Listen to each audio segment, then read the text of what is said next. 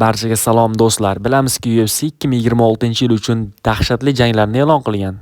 Kecha esa shu janglar oldi press konferensiya bo'lib o'tdi. Unda Justin Gaethje, Paddy Pimblett, Oliveira, Max Holloway kabi yulduzli jangchilar qatnashgan. Men esa ularning so'zlarini o'zbek tiliga tarjima qilganman.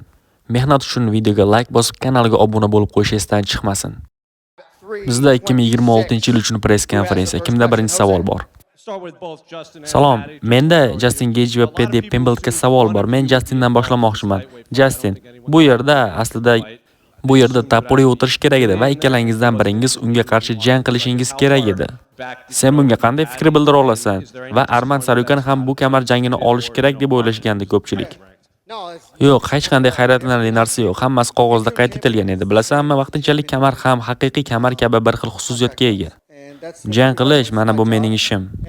Va bu jang men uchun hayotimdagi juda katta imkoniyat. Uzoq vaqt oldin meni jangimni e'lon qilishlari kerak edi, ammo bu Paddy bilan bo'lishini bilmagan edim.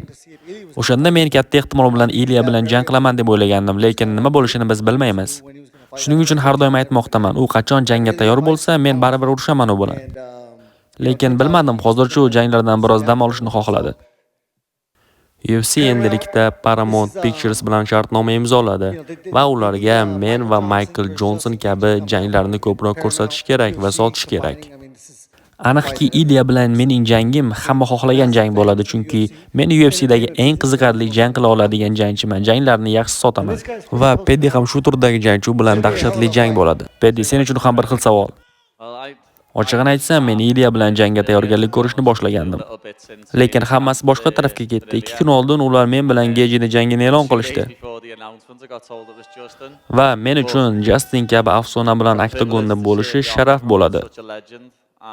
Gaethje aytganidek, bizning jangimiz dahshatli bo'ladi. Va aytib o'tilganidek, Ilya qaytib keladigan bo'lsa, men haqiqiy kamar uchun u bilan jang qilishga tayyorman. Bu haqiqiy jang bo'ladi, odamlar kutgan haqiqiy kamar uchun. Paddy uchun yana savol. Juda ham ko'p insonlar Justin Gaethje bilan jangdan oldin boshqacha hissiyotni sezishadi va jangdan keyin xuddi o'zlarini mashina urib yuborganini aytishadi. Bu haqida sening fikring qanday? Yaxshi, men tayyorman. O'ylashimcha, jangdan keyin ham uning yuzi avvalgidek bo'lmaydi. Mana biz nima uchun tayyorgarlik ko'ramiz va jang qilamiz.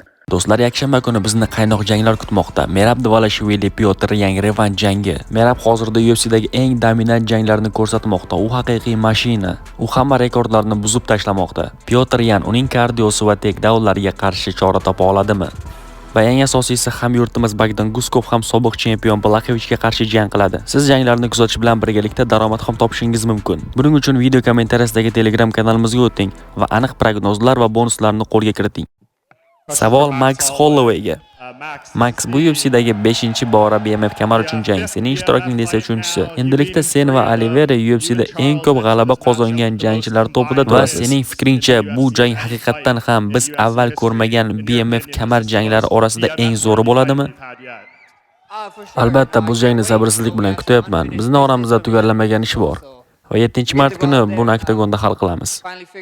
Bilaman, sen bu jangni xohlagansan, lekin Ilya Topuria bilan jang uchun vaqtinchalik kamar o'rnini egallash haqida fikrlar bo'ldimi? Nima bo'lishidan qat'iy nazar menga kamar kerak. Hozircha ular men va Charlesni BMF kamar uchun qo'yishdi. Ko'ramiz. Va Charles bilan tugallamagan ish deganda nimani nazarda tutding? Chunki o'sha jangda sen g'olib bo'lganding. O'ylashimcha, u jarohat olgan, aniq bilmayman, lekin o'shanda jarohat edi. Endi biz buni 7-mart kuni hal qilamiz.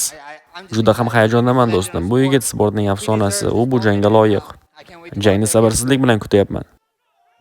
Charles, bu sen uchun ham Max bilan tugallamagan ishmi? 11 yil oldin u bilan birinchi jangda aslida nima bo'lgandi? Eshiting, o'tmishdagi ishlar o'tmishda qoldi. Men bor e'tiborimni 7-martga qaratganman. O'ylashimcha, bu ajoyib jang bo'ladi. Charles uchun yana savol. Charles, ko'plab odamlar seni Ilyadan keyin tamom bo'lding deb o'ylashdi, ammo Gamrotga qarshi ajoyib g'alaba bilan qaytding. Agar Maxni mag'lub qilsang, yana kamar uchun da'vogar bo'lishingga ishonasanmi? Oldin ham aytganimdek, sher bu yaralangan bo'lsa ham sher. U doim ovga och bo'ladi. Men g'alaba uchun intilaman. Bor e'tiborimni Maxga qaratganman. Agar uni Xudoy menga imkon berib mag'lub qiladigan bo'lsam, albatta kamar uchun jang qilaman. Savol Jastinga. Jastin, sen bundan 5 yil oldin vaqtinchalik kamarni qo'lga kiritganingdan keyin uni oktagon gilamiga tashlab yuborgansan. Bu safar bu ishga boshqacha qaraysanmi? Bu qanchalik ahamiyatga ega sen uchun? Ha, bu yerda hech qanday ustuvorlik bo'lmagan. Bilasanmi, o'sha vaqtda men Habibga yengisi ekanligini bilardim. Va o'ylashimcha, bu yerda qandaydir chempion o'tirgan bo'lsa, ya'ni sening oldingda va u Habib bo'lsa, har qanday ishni qilishga tayyor bo'lasan. Ya'ni unga qarshi jangga tayyorgarlik yo'lida bu mening fikrlashim va dunyoqarashim bo'lgan. Oldin ham aytganimdek, bu uslubdagi g'alaba va dunyoqarash menga albatta Ilyaga qarshi kamar jangini olib keladi. Va bu safar ham men shu yo'lni tanlashim mumkin. Xuddiki Toni va Habibga tayyorlanganimdek. Buni hamma uchun qilaman va katta ehtimol bu yerda Paddy va Ilya jangi bo'lmaydi. Paddyni mag'lub qilaman va yozda Oq uyda men Ilya bilan jang qilaman agar u tayyor bo'lsa. Ko'ramiz u yana qachon tayyor bo'lar ekan. Savol Aleksandr Volkanovskiga.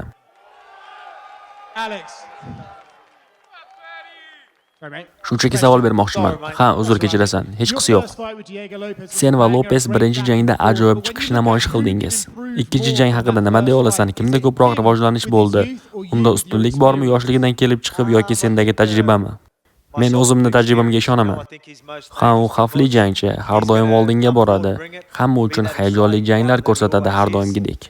Mana nima uchun u xavfli? O'ylashimcha hech qanday o'zgarishlar kiritish shart emas deb o'ylayman, chunki u doim agressiv va tajovuzkor. Lekin ochig'i bu usul menga qo'l keladi, meni foydamga ishlaydi deb o'ylayman. Va ayniqsa men revansh janglarida ishtirok etib yaxshigina tajriba to'plaganman. Va boya aytganimdek, u juda ham xavfli yigit, qiziqarli jang ko'rsatadi. U bilan jangni intizorlik bilan kutyapman. Volk, sen revanshlar haqida gapirmoqdasan, oldingda esa Max. Hey, bu haqida gapira ko'rma, nima keragi bor, qo'ysangchi, bu la'nat ishni bir-birimizga qarshi qilma. Axir men unga barcha yaxshisini tilayman, u kamarni himoya qilsin. Ortiqcha gapning keragi yo'q. Ha, bu ishim uchun kechirasan.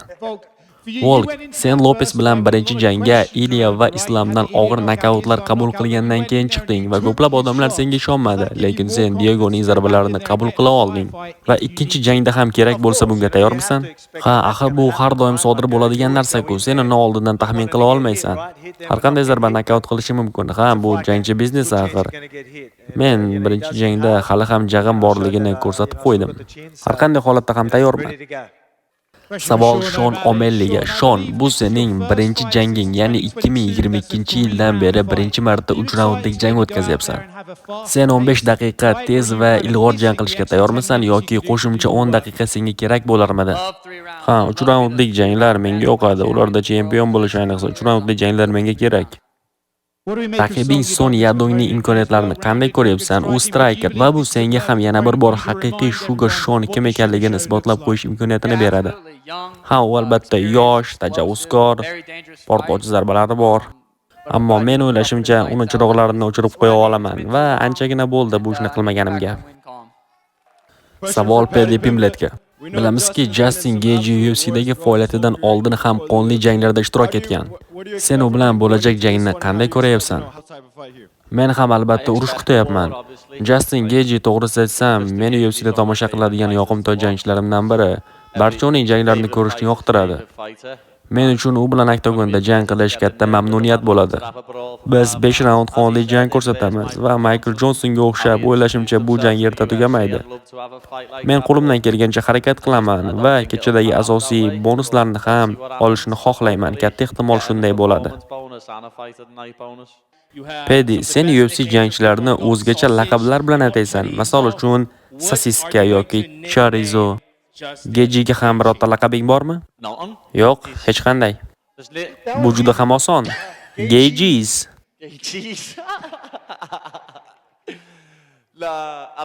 Ha, lekin men James Wick qilgan ahmoqona xatoni takrorlamoqchi emasman va chuqur nokaut bo'lish niyatim ham yo'q. Shuning uchun u afsona, unga hurmatsizlik bildirmoqchi emasman. Bori shu. Vegas kelgan barchaga rahmat, biz bilan qoling.